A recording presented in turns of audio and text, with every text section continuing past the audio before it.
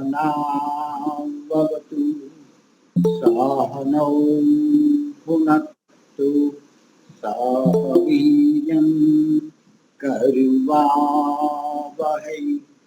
तेजस्विनावधीतमस्तु मा विद्विषावहै। ओम शांति शांति शांति। सबको सादर नमस्ते जी। वैदिक प्रज्ञा व्याख्यान माला में आप सभी का स्वागत है। पहले भानुबेन आप एक भजन लीजिए। नमस्ते जी। मानव सोचो जग के सुख का विस्तार रहेगा कितने दिन। मानव सोचो जग के सुख का विस्तार रहेगा कितने दिन। यह मान रहेगा कितने दिन। सन्मान रहेगा कितने दिन। चाहे पिता हो या माता हो, पत्नी हो या सुत भ्राता हो, जिनको अपना हम कहते हैं उन पर अधिकार रहेगा कितने दिन। मानव सोचो जग के सुख का विस्तार रहेगा कितने दिन। कोई आता है कोई जाता है, थोड़े दिन का ये नाता है।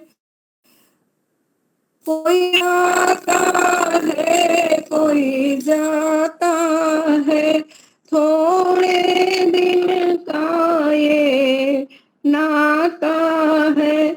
जिसका भी आश्रय हम लेते हैं वह आधार रहेगा कितने दिन। मानव सोचो जग के सुख का विस्तार रहेगा कितने दिन। जग में जो सच्चे ज्ञानी है, परमात्मा तत्व के ध्यानी है। जग में जो सच्चे ज्ञानी है, परमात्मा तत्व के ध्यानी है। उनसे पूछो मन का माना संसार रहेगा कितने दिन। मानव सोचो जग के सुख का विस्तार रहेगा कितने दिन। तुम प्रेम करो अविनाशी से, मिल जाओ उस उर्वासी से। तुम प्रेम करो अविनाशी से, मिल जाओ उस उर्वासी से। यह पथिक यहाँ में मेरे का व्यापार रहेगा कितने दिन। यह पथिक यहाँ में मेरे का व्यापार रहेगा कितने दिन। मानव सोचो जग के सुख का विस्तार रहेगा कितने दिन।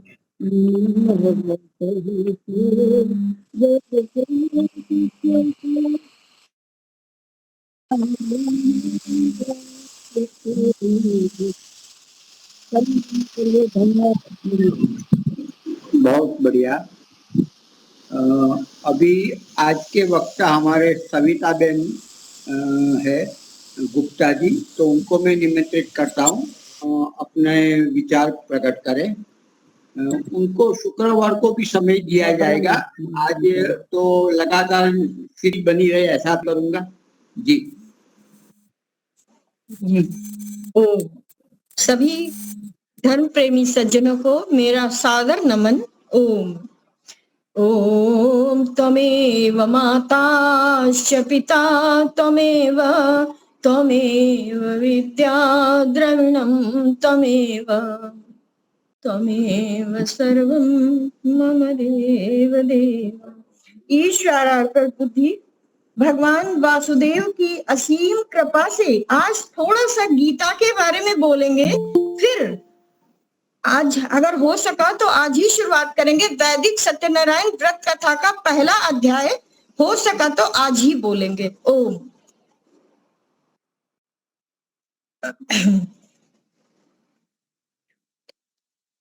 ज्ञान कर्म का समुच्चयवाद, ज्ञान और कर्म का समुच्चयवाद गीता का तात्पर्य नहीं है, किंतु ईश्वरार्पण बुद्धि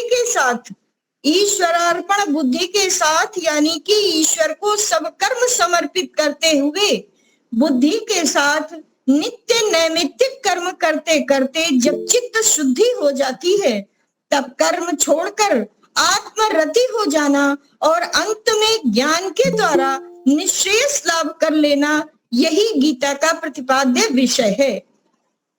वैसे तो गीता माता बोली जाती है, गीता माता, और उपनिषद जो हमारी है वह ब्रह्म विद्या का विषय है। ब्रह्म विद्या उपनिषद है और ये गीता को भी ब्रह्म विद्या। अब आजकल आधुनिक काल में पहले गीता को समझना आवश्यक है, क्योंकि ये थोड़ा सरल पड़ेगा।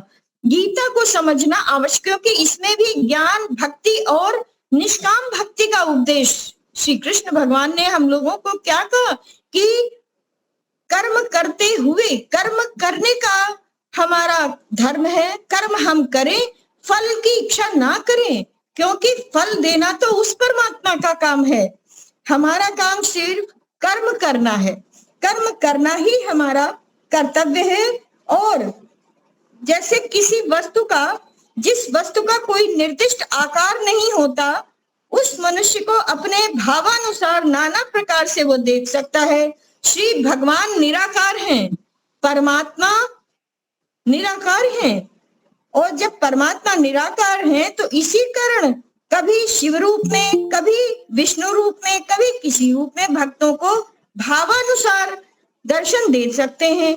जिस तरह का भक्त है, भक्त किस तरह का है, हम आर्य लोग हैं तो हमको निराकार पूजा ही समझ आती है कि हमारे पिता, उनका निज नाम ओम है, तो हम ओम को ही प्रतिपाद्य विषय समझते हैं। और श्री कृष्ण ने भी उसी बात को गीता में भी कहा है, क्योंकि लभन्ते ब्रह्म निर्वाणम ऋषयः क्षीण कल्मषाः छिन्नद्वैधा यतात्मानः सर्वभूत हिते रताः।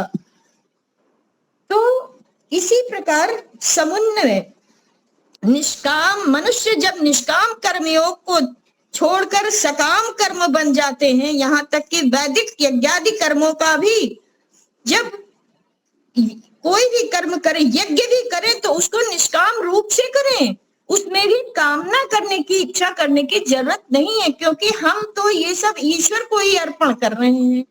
हमारा तो कर्म करने का अधिकार है, फल देने वाला वह परमात्मा, तो जब वह परमात्मा है तो सब कर्म अपने उसके ऊपर समर्पित करते हैं।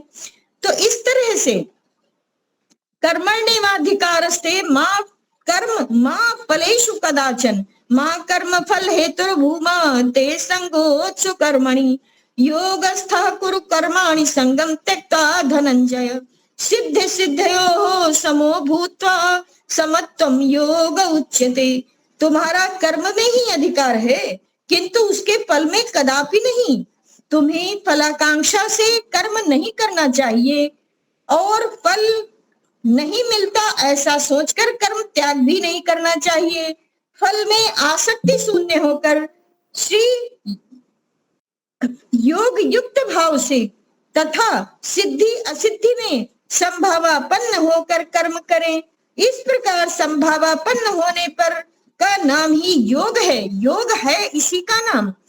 कोई भी कर्म कर, कर्म उपासना और ज्ञान के भीतर हमारा कर्म करते चलो, फल तो मिलेगा ही मिलेगा। हम जो भी कर्म कर रहे हैं, जैसे कि इस समय जो भी हम कर्म कर रहे हैं इसका फल अवश्य में वो मिलेगा।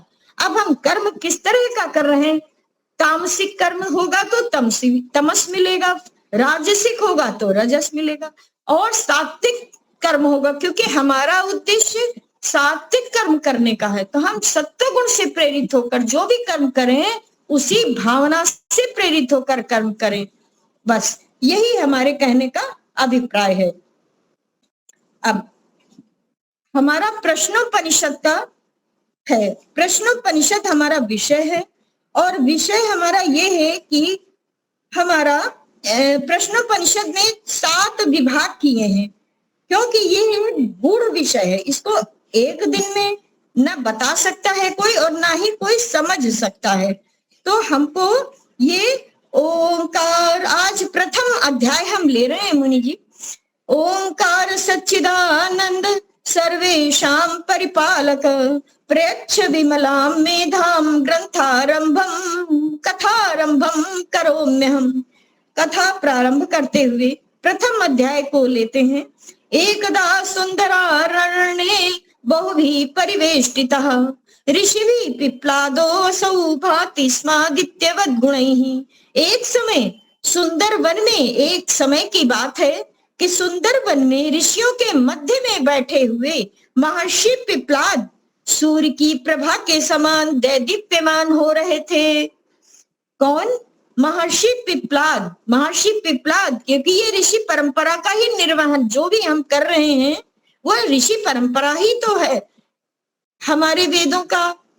हमको वेद किसने दिए? ऋषि, हमारे ऋषियों ने दिया। अग्नि, वायु, आदित्य, अंगिरा, इन 4 ऋषियों के द्वारा हमारे वेदों को मिला।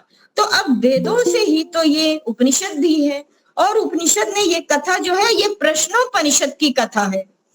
तो जब एक समय सुंदर वन में ऋषियों के मध्य बैठे हुए महर्षि पिप्लाद सूर्य की प्रभा के समान दैदीप्यमान हो रहे थे, तदैव सर्वभूतानां सर्वदा शुभचिंतकाः योगे चित्त प्रदातारो ज्ञानानि धूर्त कल्मषाः।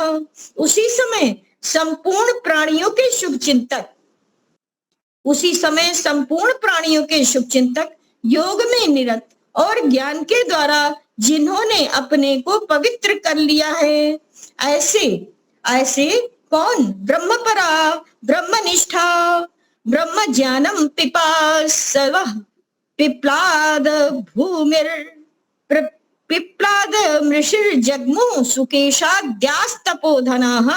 और ब्रह्म प्राप्ति की कामना रखने वाले ब्रह्मरस के पिपासु, ब्रह्मरस के पिपासु जो होते हैं उनको ब्रह्म प्राप्ति की ही कामना होती, क्योंकि ब्रह्म प्राप्ति वही कर सकता है जिसको मोक्ष की इच्छा होगी। और मोक्ष की इच्छा तो हम सबों का यही हम सब अपने जीवन में, हमारा जो ये मानव जन्म हुआ है तो इसमें हमारा उद्देश्य यही होना चाहिए कि हमें मोक्ष मिले, जिससे कि ये आवागमन का चक्र से मुक्ति मिले। तो उसी कामना, ब्रह्म प्राप्ति की कामना रखने वाले ब्रह्मरस के पिपासु सुकेश आदि ऋषि महर्षि पिप्लाद के पास गए। भरद्वाजः सुकेशश्च सत्यकामश्च सव्यकः गार्ग्य सौर्यायणी च कौशल्यश्चाश्वलायनः। भरद्वाज ऋषि की संतान सुकेश ऋषि, भरद्वाज ऋषि की संतान सुकेश ऋषि, सैव्य ऋषि की संतान सत्यकाम ऋषि, सूर्यवंश में उत्पन्न गार्ग्य ऋषि, अश्वलायन ऋषि की संतान कौशल्य ऋषि, भार्गवश्चैव वैदर्भी कबन्धी कतगोत्र जरु ते समित्पाणयः सर्वे ऋषिर प्रोभु प्रणम्यताम्। हमारे यहाँ की ये परंपरा रही है कि जब हम किसी ऋषि यानी कि गुरु के पास जाते हैं तो गुरु के पास जाने के लिए 3 समिधाओं को चयन करके जाना पड़ता है। तो 3 समिधाएं लेकर सारे ऋषि महर्षि पिपलाद के पास पहुंचे और प्रणाम करने के बाद कहना प्रारंभ किया। क्या बोले? भगवान ब्रह्म विच्छेष्ट प्राणिनाम शुभ चिंतक ब्रह्म विद्या प्रदानेन बोधव्यास्मान कृपान्वितः। हे भगवान, प्राणियों के शुभ चिंतक, ब्रह्म ज्ञानियों में श्रेष्ठ, आप हम लोगों को ब्रह्म ज्ञान प्रदान कीजिए। तो जब ऋषि बोले, गुरुवर बोले कि शृण्वन्तु ब्रह्मवेत्तारो यद वच्मि भवतां कृते भूय एव इतो गत्वा तपः पूर्वम तु तिष्ठया निष्ठया। यानी कि ऋषि ने क्या कहा? ऋषि ने कहा कि हे ब्रह्म ज्ञान की कामना करने वाले ऋषियों, जो कुछ भी आप लोगों से मैं कह रहा हूं उसे सुने, कैसे ध्यान पूर्वक सुने, और फिर यहाँ से जाकर तपस्या पूर्वक ब्रह्मचर्य धारण करें, तपस्या पूर्वक ब्रह्मचर्य धारण करें। तो ये आज्ञा दी महर्षि पिपलाद ने उन 6 ऋषियों से। ब्रह्मचर्येण भो वर्षभो कायेन मनसा गिरा तपत ब्रह्म ज्ञानाय तप्त्वा यूयम समेत च। 1 वर्ष पर्यंत मन वचन और कर्म से ब्रह्मचर्य धारण कर आप सभी लोग तपस्या करें और उसके बाद फिर से आवे तब मैं ज्ञान दूंगा। तो ये महर्षि पिपलाद ने उन ऋषियों से ये बोला, तपस्विभ्य प्रदत्तम ही ज्ञानम सुसफलम भवेत।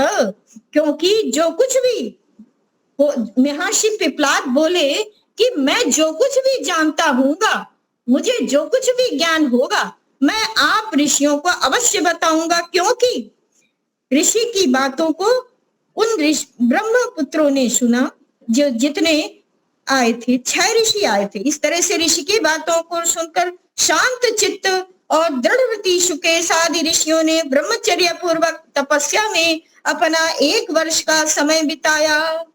तो ये हमारा, क्योंकि जो तपस्वियों को ज्ञान दिया जाता है, जो ज्ञान दिया जाता है वो भी कैसे तपस्वी हो? ब्रह्मचारी हो।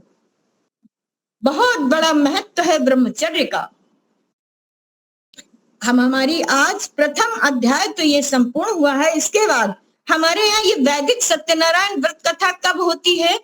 जबकि हमारे यहाँ यज्ञ वो होता है, जैसे कोई भी शुभ कार्य, वैदिक संस्कार 16 संस्कार होते हैं। जो बच्चे का जात कर्म संस्कार हुआ, फिर मुंडन, कर्णवेद संस्कार, उपनयन संस्कार, अंत में विवाह संस्कार होता है। तो उसके बाद एक कथा कराई जाती है, और कथा में आजकल जो कथा ब्राह्मण लोग करते हैं उसमें सिर्फ और सिर्फ लीलावती और कलावती ऐसी कहानियां बोलते हैं।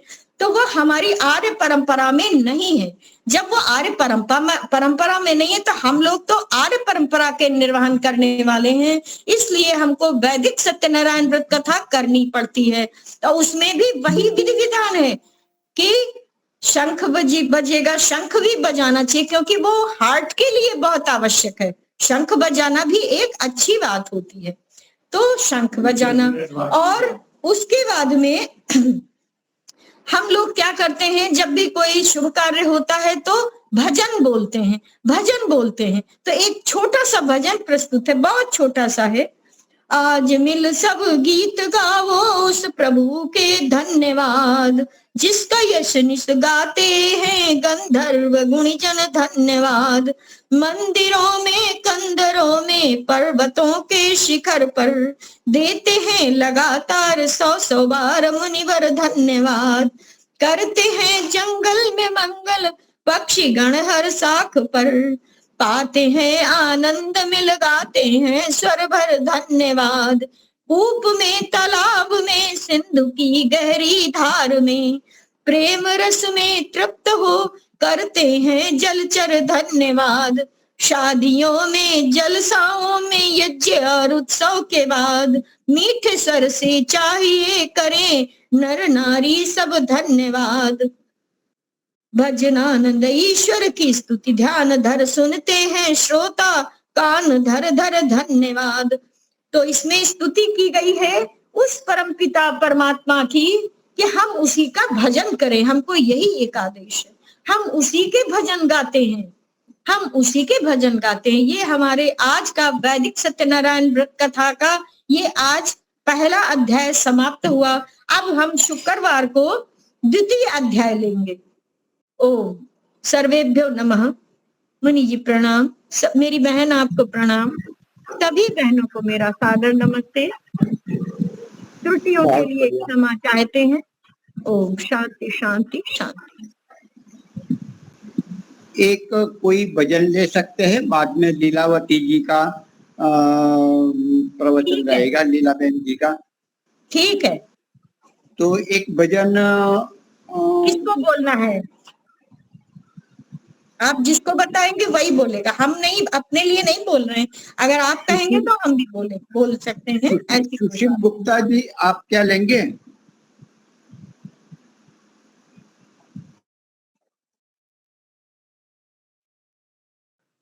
प्रभु प्यारे से जिसका संबंध है उसे हरदम आनंद ही आनंद है।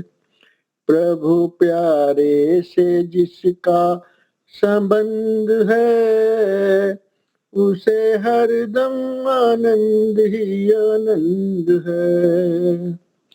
झूठी ममता से करके किनारा, झूठी ममता से करके किनारा, लेके सच्चे प्रभु का सहारा, लेके सच्चे प्रभु का सहारा।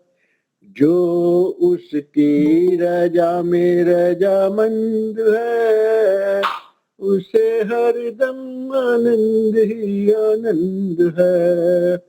प्रभु प्यारे से जिसका संबंध है उसे हरदम आनंद ही आनंद है। जिसकी कथनी में कोयल सी चहक है, जिसकी कथनी में कोयल सी चहक है, जिसकी करनी में फूलों सी महक है, जिसकी करनी में फूलों सी महक है, प्रेम नरमी ही जिसकी सुगंध है उसे हरदम आनंद ही आनंद है।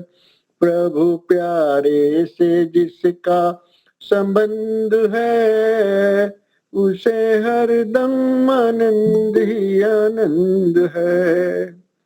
निंदा चुगली न जिसको सुहावे, निंदा चुगली न जिसको सुहावे, बुरी संगत की रंगत न भावे, बुरी संगत की रंगत न भावे। सत्संग ही जिसको पसंद है उसे हरदम आनंद ही आनंद है। प्रभु प्यारे से जिसका संबंध है उसे हरदम आनंद ही आनंद है। दीन दुखियों के दुख को मिटावे, दीन दुखियों के दुख जो मिटावे, बन के सेवक भला सबका चाहे, बन के सेवक भला सबका चाहे। नहीं जिसमें घमंड और पाखंड है उसे हरदम आनंद ही आनंद है। प्रभु प्यारे से जिसका संबंध है, उसे हरदम आनंद ही आनंद है। प्रभु प्यारे से जिसका संबंध है, उसे हरदम आनंद ही आनंद है। उसे हरदम आनंद ही आनंद है। हरिओम। बहुत सुंदर। दर्शन योग धाम लाकरोड़ा, वहाँ एक क्रियात्मक योगाभ्यास शिविर होने जा रही है 7 जुलाई से 14 जुलाई तक। तो मैं जाने वाला हूँ, जाना चाहिए। सुविधा भी बहुत अच्छी है। पहले तो पहली शिविर हुई वहाँ तो टेंट में रहना पड़ा था, अभी तो बहुत सारे लगभग रूम बड़े बड़े हो गए हैं और व्यवस्था हॉल की भी है, एसी भी है। तो जाना चाहिए 7 से 14 जुलाई। तो लीलाबेन जी, आप अपना वक्तव्य प्रारंभ करें। शुक्रवार को भी लगभग रखेंगे, जैसा भी अनुकूलता होती है। धन्यवाद। गायत्री मंत्र से हम ईश्वर की स्तुति प्रार्थना उपासना करेंगे। ओम भूर्भुवः स्वः तत्सवितुर्वरेण्यं भर्गो देवस्य धीमहि धियो यो नः प्रचोदयात्। सबका रक्षक, जगत के सब जीवों का आधार, जो प्राणों से भी प्रिय और स्वयंभू है, जिसके संसर्ग से संसार के सारे प्राणी सभी क्लेशों और दुखों से मुक्त हो जाते हैं, जो नानाविध जगत में सर्वत्र व्यापक होकर सबका पालन और पोषण करता है, सकल जगत का उत्पादक, सब ऐश्वर्यों का दाता, जिसकी प्राप्ति में सभी की सब आशाएं एवं अभिलाषाओं की पूर्ति है, उस पवित्र परमात्मा के पवित्र तेज को हम अपने हृदय में धारण करते हैं। वो परमात्मा हमारी बुद्धियों को निकृष्ट मार्ग से निवृत्त करके उत्कृष्ट मार्ग की ओर प्रेरित करे। आदरणीय मुनि जी, समादरणीय संचालिका बेन दीपालिका जी, धर्म प्रेमी सज्जनों, वंदनीय माताएं, अभी हमारा ईशोपनिषद के मंत्रों के ऊपर व्याख्यान चल रहा है। हमने 7 मंत्रों की व्याख्या कर दी है। मैं संक्षिप्त में गत जो व्याख्या की है उसका थोड़ा सा संक्षिप्त समरी हम कर लेते हैं, क्योंकि जो भी चला जाता है उसको हम भूल जाए तो भी ठीक नहीं है। तो पहला मंत्र था ईशोपनिषद का, ईशावास्यम इदम सर्वम। इस मंत्र में कहा गया था कि ईश्वर जगत में सर्वत्र कण कण में व्याप्त है और परमात्मा कैसा है, इदम सर्वम सब में है, और जगत का सुख, संसार का सुख है, वो परिवर्तनशील सुख है, उसमें शाश्वत सुख नहीं है। इसलिए इस सुख को हमें त्याग पूर्वक भोगना चाहिए और किसी भी वस्तु में, धन में, किसी की संपत्ति में, कोई भी संसार के विषयों में लालच नहीं करनी चाहिए। और दूसरा मंत्र हमें बता रहा था, कुर्वन्नेह कर्माणि जिजी विशेषतम समा। इस मंत्र में कहा गया कि कर्म करते हुए हम 100 साल तक जीने की इच्छा करें। जीवन पर्यंत हमें कर्म करना है और इच्छा पूर्वक करना है, जीवन का इंटरेस्ट बना रखना है। और लेकिन कैसे कर्म करना है? जो कर्म न कर्म लिप्यते न रहे, जो कर्म हमें बंधन में डालने वाले ना हो, क्योंकि हमारा जीवन का उद्देश्य हमें बंधन से मुक्ति है। तो यदि बंधन से मुक्त होना है तो उसका एकमात्र मार्ग है निष्काम कर्म, जो बेन ने अभी बताया है निष्काम कर्म के बारे में। तो निष्काम कर्म हमें करना चाहिए। और तीसरा मंत्र असूर्या नाम ते लोका अंधेन तमसा भूता, कि जो आत्महनोचना, जे आत्मा की हर समय हमारी आत्मा हमें आवाज देती है, क्या सत्य है, क्या असत्य है, क्या धर्म है, क्या अधर्म है। परमपिता परमात्मा हमें हर समय जागृत करता है। तो हमें जो हमारी आत्मा के अंदर से जो आवाज आ रही है उसके विरुद्ध यदि हम कार्य करेंगे तो हमें अंधकार भरी योनियों में भटकना पड़ेगा। इसलिए हमें हर क्षण अपनी आत्मा की आवाज को जीवन में सुनना है। और तीसरा मंत्र था अनेस देकम मनसो जवियो नैनन देवा आपनु वो पूर्व मर्षत। जो ये हमारा परमपिता परमात्मा की पहचान बताई गई है इसमें कि परमपिता परमात्मा कैसा है, एक ही है, वो गति नहीं करता, वो भरा हुआ है खचाखच हर स्थान में, और मन से भी वेगवान है, इंद्रियों से प्राप्त नहीं होता, और कोई परमात्मा के ज्ञान से परमात्मा की विद्या का अतिक्रमण, उसका बल का अतिक्रमण कर नहीं सकता। आगे कहा तदे जति तन्नई जति तद्दूरे तदंतिके तदंतरस्य सर्वस्य तदु सर्वास्य बाह्यत। वो परमात्मा दूर से दूर है और नजदीक से नजदीक है। वो परमात्मा ऐसी वस्तु है, कोई संसार की ऐसी चीज नहीं है कि जो दूर से दूर भी हो और नजदीक से नजदीक हो, लेकिन ईश्वर एक ऐसी वस्तु है कि दूर से दूर भी है और हमारे नजदीक से नजदीक है, हमारी आत्मा के अंदर बैठा हुआ है। तो उस परमात्मा को हम देखें, जो ईश्वर को प्राप्त करना चाहता है उसे धर्म के मार्ग पर चलना होगा, योग के मार्ग पर चलना होगा और विद्याभ्यासी बनना होगा। वो जो विद्याभ्यासी है, योगी है, तपस्वी है, धार्मिक है, वो ईश्वर से नजदीक है।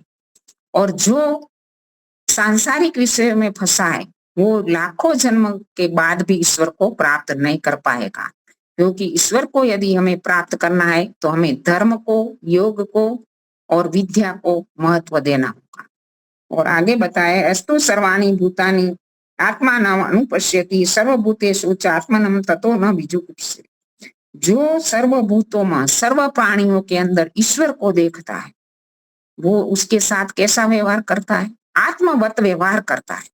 जैसी अपनी आत्मा को दुख होता है वैसा दुख उसको भी होगा, ऐसा विचार करके उनके साथ व्यवहार करता है और वो ईश्वर को प्राप्त कर पाता है। और आगे बताया अस्मिन् सर्वाणि भूतानि तदेव भूत विजानतः। जो विद्वान लोग हैं, योगी लोग हैं, वो सब प्राणियों को ईश्वर में देखता है, तो उसको सारा जगत ईश्वरमय लगता है। तो उसके जीवन में किस बात का शौक, किस बात का मोह? तो इसी प्रकार हमने 7 मंत्रों का विवेचन किया था। आज हम 8वें मंत्र पर आते हैं, और 8वां मंत्र हमारा बहुत ही प्रसिद्ध मंत्र है, सब जानते हैं। ईश्वर की पहचान कराने वाला सबसे विशेष वेदों में मंत्र है। तो ये मंत्र का हम बहुत जिक्र करते हैं, उसका हम पाठ करेंगे। सपरेगात शुक्रम अकायम अवर्णम अश्नावीरम शुद्धम पाप विद्धम कवि मनीषी परिभू स्वयं भूया अथा तथ्य तो अर्थान वेदता शाश्वतीभ्यः समाभ्यः। ये मंत्र यजुर्वेद का और ईशोपनिषद का मंत्र है, और इसमें ईश्वर की पहचान बताई गई। कोई हमारी मेरी पहचान मान लो कि किसी को चाहिए, तो कोई दूसरा व्यक्ति देगा वो सबसे प्रामाणिक होगी, या मैं स्वयं दूंगी वो सबसे प्रामाणिक। तो हम सब कहेंगे कि जो व्यक्ति खुद अपनी पहचान देता है वो सबसे प्रामाणिक मानी जाएगी, क्योंकि वो अपने बारे में जितना जानता है इतना अन्य लोग नहीं जानते। ईश्वर स्वयं अपनी पहचान दे रहा है इस मंत्र में। और महर्षि दयानंद ने भी कहा कि परमात्मा को पता है कि जीवात्मा किन किन प्रकार की गलतियां कर सकता है, तो मनुष्य अपने मानस पुत्र किस प्रकार से भ्रांति में पड़ सकते हैं। तो परम पिता परमात्मा ने स्वयं अपनी पहचान इस मंत्र में दे दी कि ईश्वर कैसा। यदि हमारे पास ईश्वर की पहचान न होती वेदों के माध्यम से, तो क्या हम ईश्वर को जान सकते थे? नहीं जान सकते थे। आज भी वेदों को ना जानने वाले भ्रांतियों में पड़े हैं ईश्वर की पहचान के बारे में। कई प्रकार की ईश्वर की सृष्टि बना दी। महर्षि दयानंद ने कहा कि जो एकदम पूर्ण आंतरिक था जो धर्म, वो ईश्वर की गलत पहचान के कारण बाह्य हो गया। अनेक प्रकार की ईश्वर की सृष्टि बना दी, अनेक प्रकार के अवतारवाद की धारणा, मिथ्या धारणा में फंस गया आज का संसार। तो इसी प्रकार से हमें ईश्वर की पहचान के बारे में ईश्वर स्वयं बता रहा है। महर्षि दयानंद जी ने भी आर्य समाज के दूसरे नियम में हमने जो ईश्वर की पहचान दी है वो वेदों के आधारित ही है। वेद मंत्रों के माध्यम से ही हम ईश्वर को जान पाए कि ईश्वर कैसा है। और आज भी लोग वेदों से दूर जाने के कारण ईश्वर को सही स्वरूप में नहीं मान पा रहे। वो इसके कारण मिथ्या धारणाओं में पड़े हैं, अंधविश्वास में पड़े हैं, पाखंड में पड़े। तो वेद ही ईश्वर की वाणी है, वेद ही ईश्वर की स्वयं अपनी पहचान बताई है ईश्वर ने वेदों में। तो हमें ईश्वर की पहचान इस मंत्र के माध्यम से प्राप्त होती है। पहला अक्षर है श। संस्कृत के अंदर 3 प्रकार के पुरुष हम व्याकरण में पढ़ते हैं, प्रथम पुरुष, मध्यम पुरुष और उत्तम पुरुष। ईश्वर तो स्वयं अपनी बात कह रहा है तो उत्तम पुरुष में ही कहेगा, क्योंकि अनेक हम मंत्र पढ़ते हैं, तम हिन पिता वसो तम माता सतो क्रतो बभुवित, जो उपासक कह रहा है वो मध्यम पुरुष कह रहा है, हे ईश्वर तुम पिता है हमारा, तुम मेरी माता है। और ईश्वर स्वयं अपनी बातें बताएगा तो प्रथम पुरुष में बताएगा कि जीवात्मा तुम ऐसा करो वो करो। तो लेकिन इस मंत्र में हम प्रथम पुरुष का उपयोग हुआ है, स मानी तृतीया प्रथम पुरुष। तो एक विद्वान कह रहा है ऐसा बताया गया। वेद में कई मंत्रों में अनेक प्रकार के ऐसे, जयाबेन जी ने भी एक बार बताया था ना कि ईश्वर हमें व्याकरण का ज्ञान मंत्रों के माध्यम से बताता है। तो हर एक प्रकार के मंत्रों के अंदर हर एक प्रकार का उपयोग हुआ है, हर एक प्रकार के पुरुषों का, विभक्तियों का। तो पहले स का अर्थ होता है वो परमात्मा। और ऐसा भी कह सकते हैं कि जो ईशावास्यम आदि जो मंत्र में ईश्वर की बात बताई गई वो ही आगे मंत्र आ गए। तो इस मंत्र में बताया जा रहा है कि वो परमात्मा जो आगे बताया गया वो परमात्मा कैसा है। सपरि अगात, परि अगात का अर्थ होता है परि यानी आसपास, पूर्ण, सब जगह छाया, जो फैला हुआ है। तो वो आगे भी आ गया, ईशावास्यम इदम सर्वम, सब जगत ईश्वर फैला हुआ है। तो बार बार हमें ये बात बताई जा रही है कि ईश्वर सब जगह है, सब जगह है। हम जीवात्मा भूल जाते हैं, इसलिए परमात्मा हमें अनेक बार बता रहा है कि मैं सब जगह हूँ, ईश्वर सब जगह है। कोई बच्चा भूल जाता है तो माँ कहती है ना, ऐसा मत करो मत करो मत करो। बार बार बताना ये उचित बात होती है, इथे व्यर्थ में नहीं बताया गया। तो सपरि अघात शुक्रम अकायम। शुक्रम का अर्थ होता है शुद्ध स्वरूप, नित्य स्वरूप और शीघ्रकारी। परमात्मा कैसा है? तो परमात्मा शीघ्रकारी है, अपने काम शीघ्रता से कर लेता है।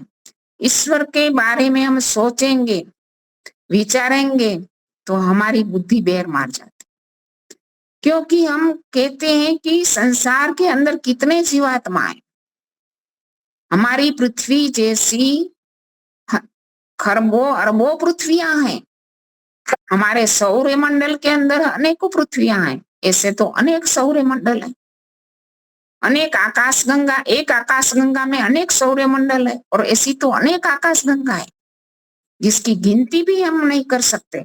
और सुनो कितने जीवात्मा होंगे, लेकिन हर एक जीवात्मा के कर्मों को ईश्वर एक साथ जानता है।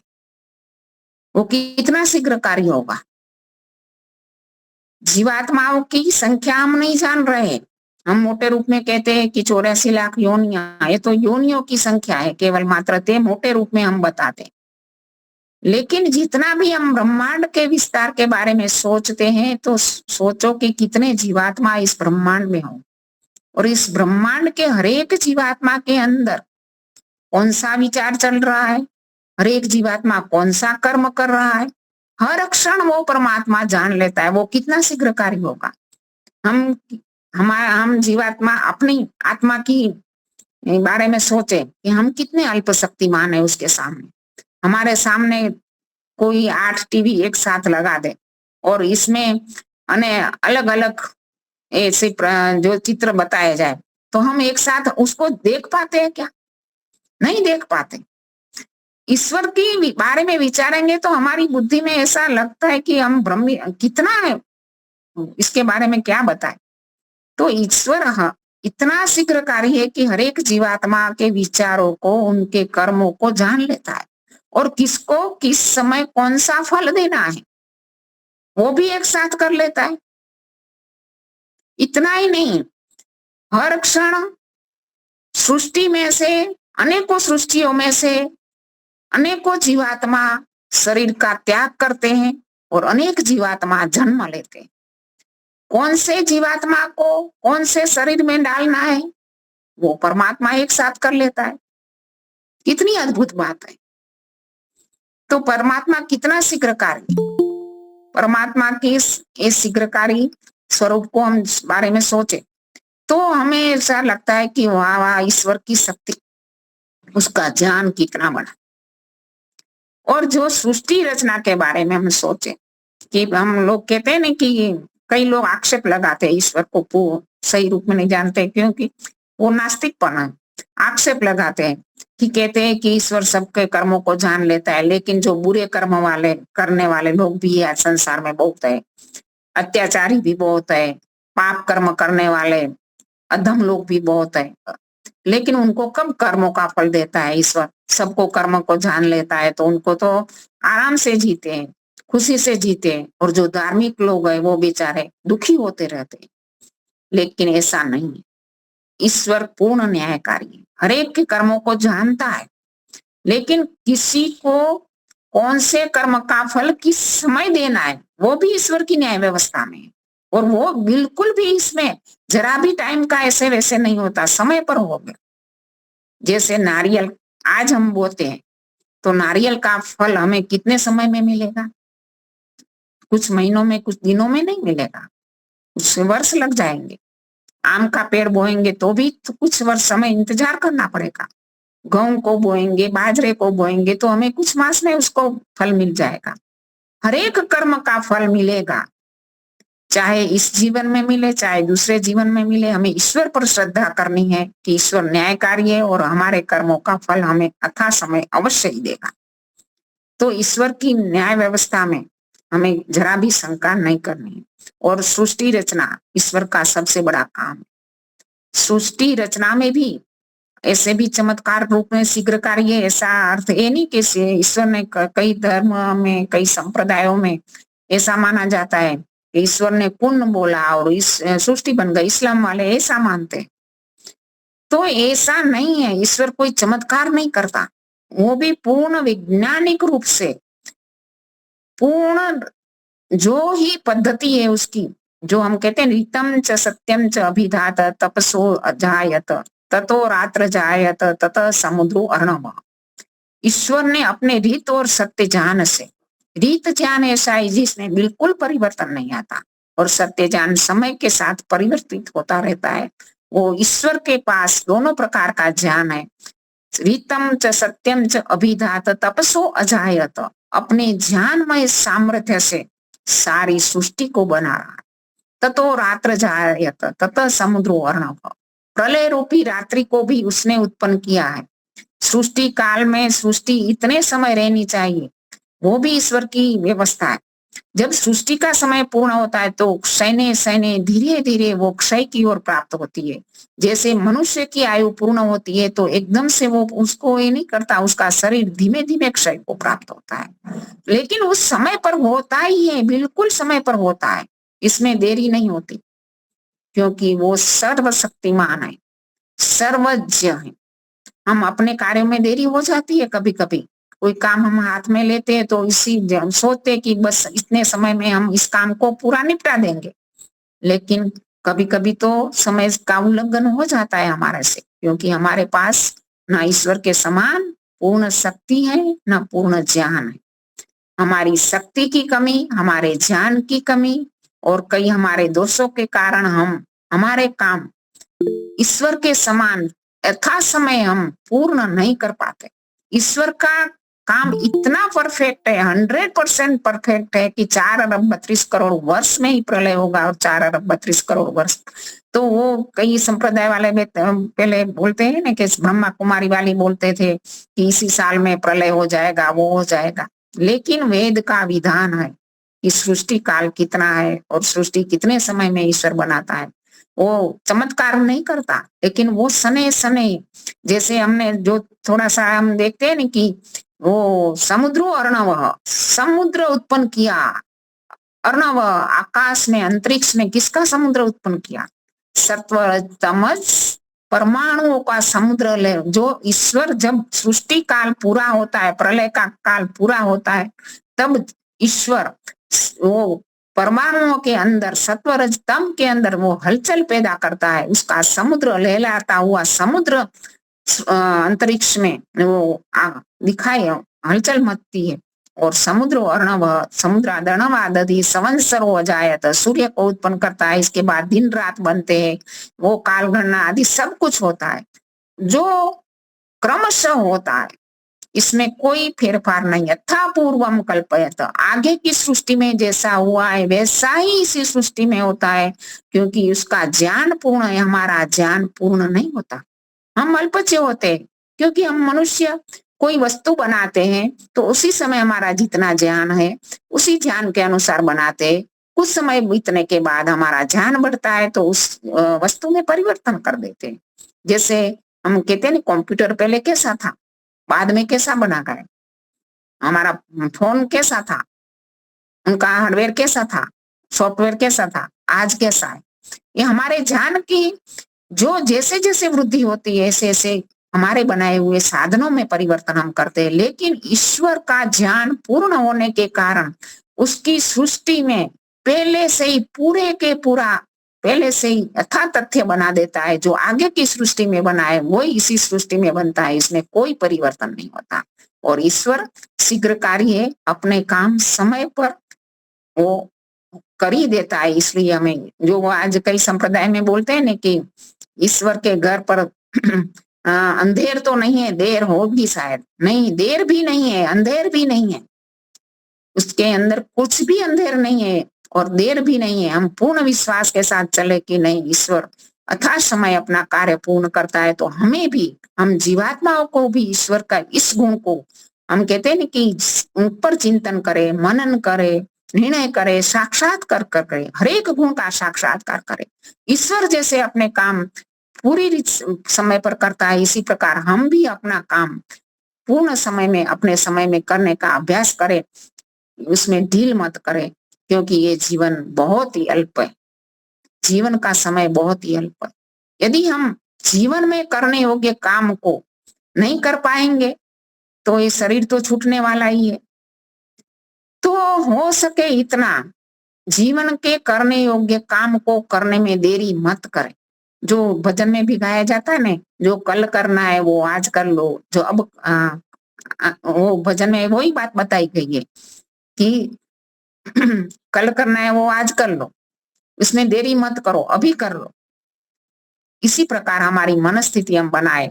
और आगे का गुण बताया गया, शुक्रम अकायम अकायम, सीधी बात बता रहा है मंत्र। उसका शरीर नहीं है, उसकी काया नहीं है, सीधा बता दिया ईश्वर ने कि मेरा कोई शरीर नहीं है। फिर भी मनुष्यों ने उसको अवतारवाद में अनेक अवतार घोषित कर दिए। अवतार किसका होता है? जो मान लो कि मैं आज आर्यवन में हूं तो मैं बड़ौदा में नहीं, तो जो व्यक्ति, मैं बड़ौदा जाऊंगी तब मैं कहूंगी कि आर्यवन से बड़ौदा गई। जो व्यक्ति जिस समय जिस स्थान में नहीं होता तो उसके अवतराया, वहां आया, ऐसा कहा जाएगा। ईश्वर तो सब स्थान में हर समय उपस्थित है। एक जरा भी सृष्टि का कण इसके बिना खाली नहीं है, खिंचो खिंच भरा हुआ है। तो उसका अवतरण किसके लिए, कहां से होगा? और अवतार लेने की आवश्यकता ही क्या है? क्योंकि बिना शरीर ईश्वर सृष्टि को चलाता है, बनाता है, जीवों को कर्मों का फल देता है। इतना बड़ा ब्रह्मांड की मैंने बात की, इतना बड़ा ब्रह्मांड चला सकता है, तो उसको अवतार लेने की क्या जरूरत है कि जो आतताई लोग है, अधर्मी लोग है, जो अत्याचारी लोग है, उसको मारने के लिए अवतार लिया। मान्यता तो यही बनी है कि अवतार लेना पड़ा ईश्वर को, क्योंकि अधर्म बढ़ गया था, अत्याचार बढ़ गया था, उसको नाश करने के लिए। गीता में भी बेन ने बात बताई कि गीता में भी वो श्लोक का अर्थ घटन गलत कर रहे। यदा जाहि धर्मस्य ग्लानिर् भवति भारत अभ्युत्थानम अधर्मस्य तदात्मन सृजामा। यहाँ श्री कृष्ण जी अपने मन के विचार बता रहे हैं कि जब जब अधर्म, क्योंकि श्री कृष्ण जी का जीवन का मूल मंत्र था परित्राणाय साधुनाम विनाशाय च दुष्कृतानाम। जब जब मुझे परित्राणाय साधुनाम, सज्जनों की रक्षा करनी है और दुष्टों का विनाश करना है, वही उनका जीवन का मंत्र था। बचपन से वही काम करते आए थे। और इस मंत्र में भी वही बात बता रहे हैं कि इस श्लोक में भी कि जब जब धर्म की हानि हो और अधर्म का उदय हो, तब तब हे ईश्वर मैं मनुष्य शरीर में आना चाहता हूँ। तो ये उनकी इच्छा है, हृदय की इच्छा है, वे व्यक्त कर रहे हैं। इसमें क्या अवतारवाद की धारणा हो, लोगों ने इसका अर्थघटन इस प्रकार कर दिया कि जब जब धर्म की हानि हो, अधर्म का उदय हो, तब तब परमात्मा अवतार लेता है। तो ये अवतारवाद की धारणा मिथ्या धारणा है। और आज हम देखते हैं ना कि ईश्वर को अवतार बताने के लिए पौराणिकों ने बीच के समय में ऐसे ऐसे वेद के मंत्र उद्भूत करके हमारे वैदिक धर्मियों के सामने रखे कि देखो तुम्हारा वेद ही कह रहा है कि ईश्वर का अवतार होता है और तुम ना बोल रहे हो। इसमें एक मंत्र वो भी था कि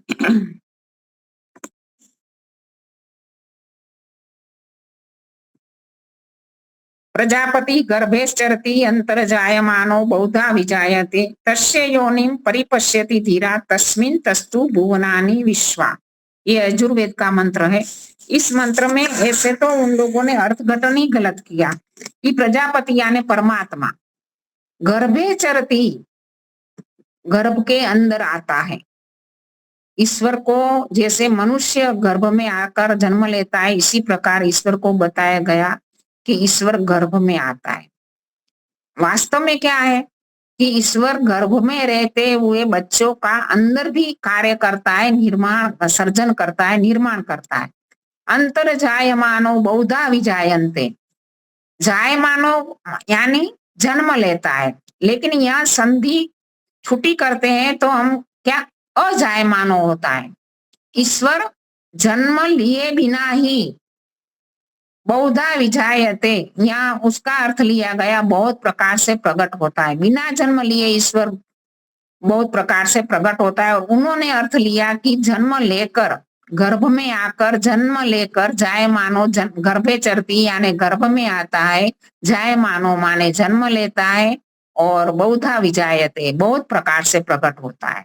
और वास्तव में अर्थ है कि परम पिता परमात्मा गर्भ के अंदर भी संतान का सर्जन करता है, निर्माण करता है। बाहर जैसे बाहर के कार्य हमें दिखाई देते हैं, लेकिन अंदर का कार्य ईश्वर का हमें दिखाई नहीं दे रहा, लेकिन वास्तव में वो कार्य भी ईश्वर कर रहा है। और वो बिना जन्म लिए बहुत प्रकार से सृष्टि में ईश्वर के कार्य हमें बता रहे हैं कि वो ईश्वर ऐसा ऐसा कार्य कर रहा है। तो आगे की जो पंक्ति है इसमें बताया गया तस्य योनि परिपश्यति धीरा, उसको कौन देखता है? धीरा यानी योगी लोग, तपस्वी लोग, विद्वान लोग देखते हैं। यदि जन्म लेकर बाहर ऐसे मनुष्य के रूप में आता तो उसको सबको ही देख सकते थे, लेकिन यह मंत्र स्पष्ट बता रहा है कि वो ईश्वर को वो लोग देख पाते हैं, प्रत्यक्ष उसका वो लोग कर पाते हैं। तो इसी प्रकार अनेकों मंत्रों के अंदर ऐसा मंत्रों का आधार लेकर हमारी जो सत्य बात है उसका वो खंडन करने का प्रयास किया गया। लेकिन उस समय के हमारे आर्य लोग इतने स्वाध्यायशील थे और इतने ज्ञानी थे कि सामान्य आर्यजन भी इस बात का खंडन आराम से कर सकते थे, इस बात का स्पष्टीकरण करके सत्य बात बता सकते थे।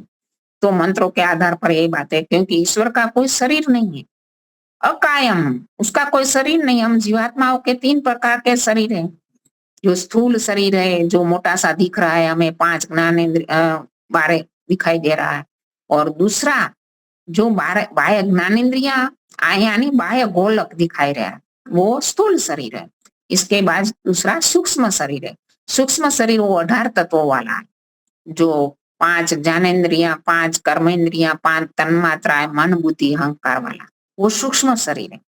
वो हम जीवात्माओं को परमात्मा द्वारा दिया गया है और इसी के माध्यम से हम कुछ ज्ञान प्राप्त कर पाते हैं। और स्थूल शरीर और सूक्ष्म शरीर मिलकर हम ये ज्ञान प्राप्त कर पाते हैं, संसार के कार्य कर सकते हैं। और तीसरा है कारण शरीर। कारण शरीर वो दोनों शरीर का मूल कारण प्रकृति है, वो प्रकृति रूप शरीर है, वो सब जीवात्माओं में समान है। इसलिए महर्षि दयानंद जी ने 9वें समूलास में इसके बारे में बताया कि वो सब में समान है और विभू है, यानी सर्वत्र है। सुषुप्ति अवस्था में रहता है। महर्षि जी ने ये वाक्य भी लिखा है कि सुषुप्ति अवस्था में रहता है। इसमें क्या होता है कि जब हम सुषुप्ति अवस्था में जाते हैं, यानी गाढ़ निद्रा में, ऐसे सामान्य रूप से तो जागृत अवस्था में तो हम स्थूल शरीर और सूक्ष्म शरीर का प्रयोग करते हैं, लेकिन स्वप्न अवस्था में हमारा मन ही केवल जागता रहता है, क्योंकि वो उभेन्द्रिय है।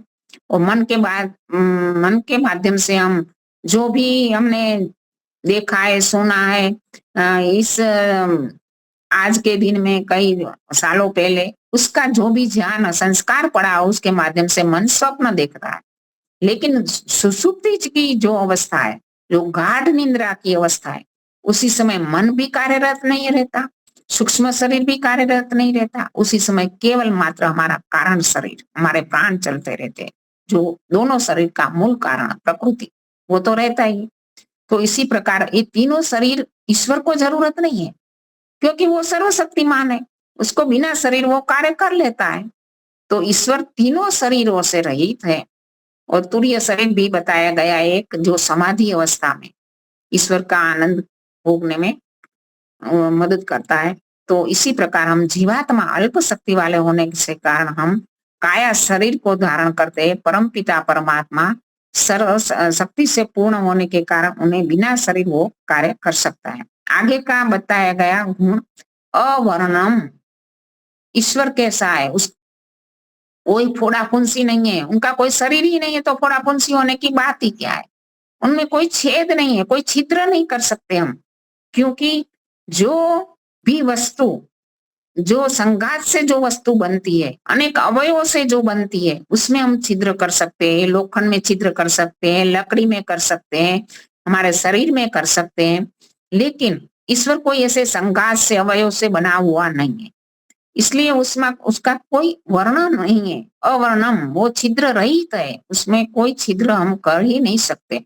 और ऐसे भी कहते हैं कि वर्ण का अर्थ दोष भी बताया गया है, तो ईश्वर में कोई दोष ही नहीं है, दोषों से रहित है, इसलिए ईश्वर। ये वर्ण नहीं है, व्रण है, व्रण है, व्रण, वर्ण, व्रण, व्रण, व्र व्र व्र अण, तो ईश्वर अवर्ण है।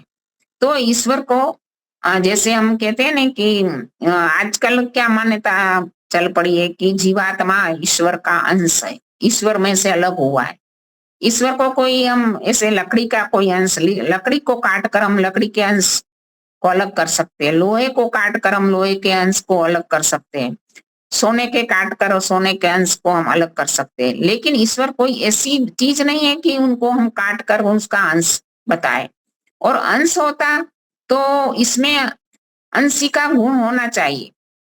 जैसे लोहे के टुकड़े में लोहे का गुण होगा, सोने के टुकड़े में सोने का गुण होगा। तो पानी का थोड़ा सा भी हम अलग से पार्ट रख दे तो पानी में जो भी गुण है वो पानी के अलग हर एक बूंद में उसका गुण होगा। तो इसी प्रकार हम जीवात्मा यदि ईश्वर का अंश होते तो ईश्वर का जो भी गुण है वो हमारे अंदर सब आने चाहिए। हमारे अंदर वो सब गुण नहीं है ईश्वर के। तो इसी प्रकार हम ईश्वर का अंश नहीं है, ईश्वर अवर्ण नहीं, अवर्णम नहीं है। तो ये भ्रांति हमें मन में से निकालनी चाहिए। वेद का एक एक मंत्र, एक एक शब्द हमें बहुत बड़ा बोध दे रहा है। तो यहाँ समय भी पूरा हो गया। आगे हम इस अधूरे मंत्र को पूरा करेंगे। इति ओम शांति। बहुत बढ़िया। यही आप दोनों वक्ता शुक्रवार को आप रहेंगे। आपको दोनों की अनुकूलता होगी। शुक्रवार स्तुति जी नहीं है, इसलिए तो सविता बहन ले लेंगे कल।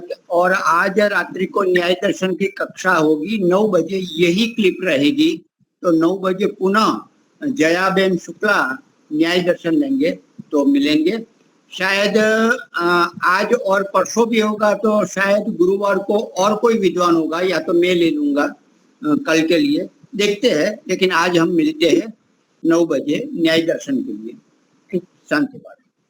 ओम शांतिरंतरिक्षं शांति पृथिवी शांतिरापः शांतिरोषधयः शांतिर्वनस्पतयः शांतिर्विश्वे देवा शांतिर्ब्रह्म शांति सर्वं शांति शांतिरेव शांति सामा शांतिरिधि। ओम शांति शांति